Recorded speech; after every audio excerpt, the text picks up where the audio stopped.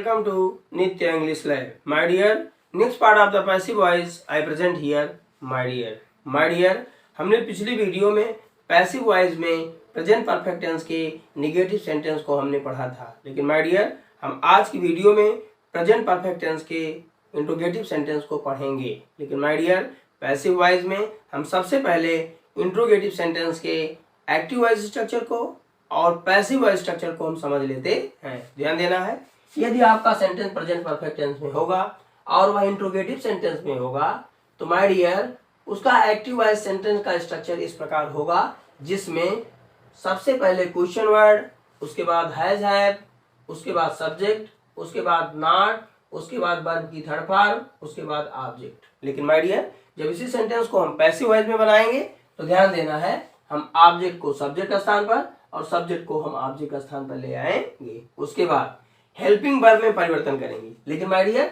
आपका tense present perfect tense है, इसमें आपका सेंटेंस, इसमें आपका हेल्पिंग वर्ब जो है हैज और हैव है, और जब हम प्रेजेंट परफेक्ट कंटीन्यूअस से हेल्पिंग वर्ब लगाएंगे तो वह हैज बीन होता है और हैव बीन। तो कहने का मतलब होता है इसमें हम बीन शब्द को लगाते हैं। उसके बाद ध्यान देना है, यदि आपका सेंटेंस इंट्रोगेटिव में और निगेटिव सेंटेंस में होगा तो नॉट शब्द को हम ऐसे सेम पोजीशन पर ऐसे हम लिख देंगे।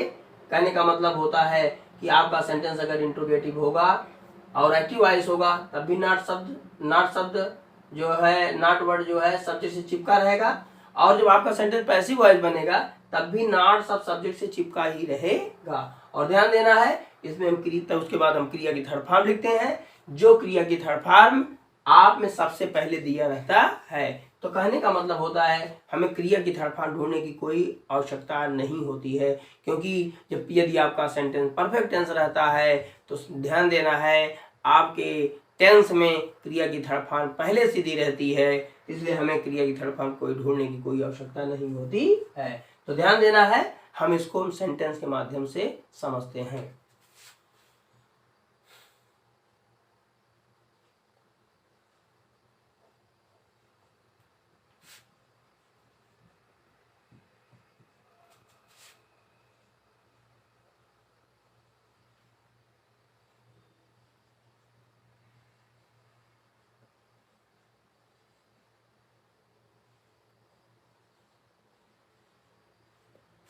तो ध्यान देना है, सबसे पहले ऑब्जेक्ट और सब्जेक्ट परिवर्तन करेंगे।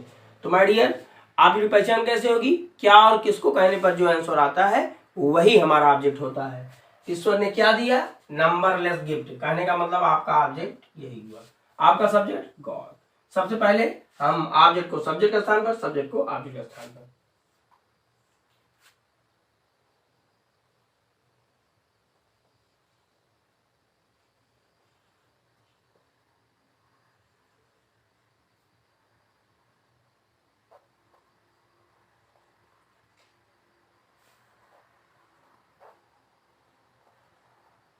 एक कार्य हमने कर लिया, दूसरा कार्य हेल्पिंग वर्ब पर करते हैं।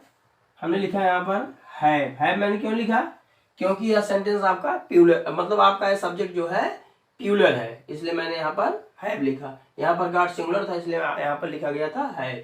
इसके बाद हम अगले टेंस आए के लिए बीन लिखेंगे, बीन लिख दिया। उसके बाद क्रिया की थर्ड फॉर्म ले आएंगे, हमने यहाँ पर क्रिया की थर्ड फॉर्म लिखा गिवन। उसके बाद टू अस, ऑब्जेक्ट के बाद यहाँ पर कुछ भी रहता है, कोई भी वर्ड रहता है उसको सेम पोजीशन पर सेम लिख देते हैं, अर्थात आपका यह पैसिव वॉइस सेंटेंस बनकर तैयार हो गया। तो ध्यान देना है, हम अगर एक चीज और इसमें बता देते हैं, यदि आप में यहाँ पर कोई क्वेश्चन वर्ड रहता है तो ध्यान देना है हम उस क्वेश्चन वर्ड को सेम पोजीशन पर ऐसे लिख देते हैं, केवल यहाँ पर हु और हूं आने पर उसके साथ दूसरा रूल लगता है, दूसरा नियम लगता है, जिसको हम अलग वीडियो में अलग तरीके से पढ़ेंगे। तो ध्यान देना है, इस सेंटेंस को लिख लो।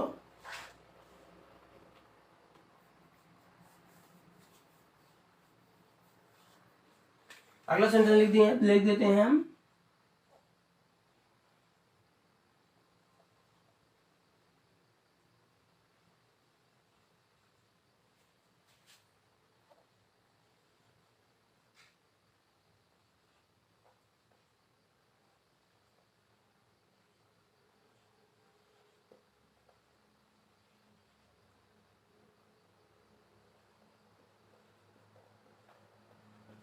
हमने दूसरा सेंटेंस लिखा। अब ध्यान दीजिएगा, यह सेंटेंस हमने आपका इंट्रोगेटिव होने के साथ हमने इसको निगेटिव भी कर दिया। तो देखो निगेटिव सेंटेंस कुछ हम नया क्या करते हैं, तो ध्यान देना है। आपका है फुटबॉल मैच, ये आपका क्या हो गया, ऑब्जेक्ट ना। और उसके बाद आपका है क्या होगा, प्लेयर्स क्या हो गया, सब्जेक्ट। हम इसको इसके स्थान पर लिखते हैं, इसको हम यहाँ पर लाते हैं। तो ध्यान देना हमने क्या लिखा है यहाँ पर, द फुटबॉल मैच।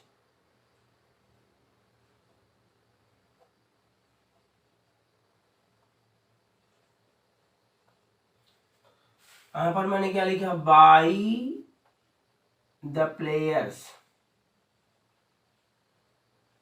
एक कार्य मेरा समाप्त हो गया। उसके बाद यहाँ पर देखो प्लेयर्स यहाँ प्लूरल था तो मैंने हैव लिखा था, यहाँ पर द फुटबॉल मैच सिंगुलर हो गया, इसलिए हम यहाँ पर लिखेंगे हैज। एक काम मेरा समाप्त हो गया। अब ध्यान देना है, नॉट शब्द यहाँ पर भी सब्जेक्ट चिपका था, नॉट शब्द को हम यहाँ पर भी सब्जेक्ट चिपका कर रखेंगे। हमने लिखा नॉट, उसके बाद बीन लिखना हम नहीं भूलेंगे। उसके बाद क्रिया थर्ड फॉर्म पहले से दी गई है, हम यहाँ पर क्रिया थर्ड फॉर्म ऑन से लिख देते हैं। तो आपकी अभी पैसिव वॉइस बनकर तैयार हो गई।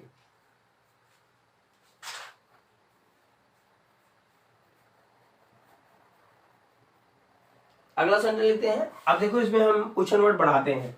हमने लिखा वाई हैज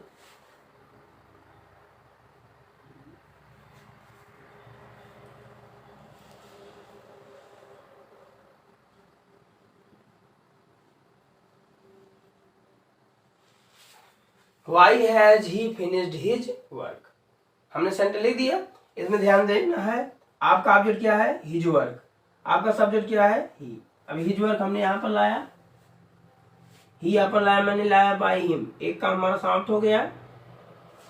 अब हिज वर्क मैंने पूरा नहीं लिखा, सॉरी। अब उसके बाद हम देखो हिज वर्क के साथ भी हम हैज लगाएंगे, और उसके बाद बीन लगाना हम नहीं भूलेंगे। क्रिया की थर्ड फॉर्म पहले से दी गई है, इसलिए हमने यहाँ पर फिनिश्ड लिखा। कहने का मतलब सेंटेंस आपका बन गया। अब ध्यान देना है, क्वेश्चन वर्ड हमने क्या किया, इसे सीधा यहाँ पर सेम पोजीशन मैंने लिख दिया, इसमें कुछ नहीं किया। तो कोई भी क्वेश्चन वर्ड रहेगा इसे सेम इसे लिख दिया जाएगा। अगला सेंटेंस लिखेंगे, पहले इसको लिख लो।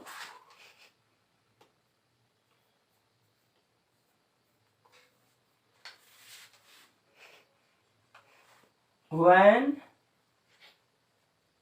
have you not eaten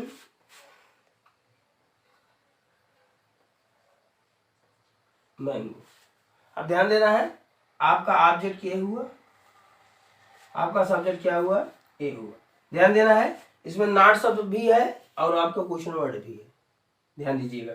अब द मैंगो मैंने इसके स्थान पर लिख दिया, यू यहां पर मैंने लिखा बाई यू।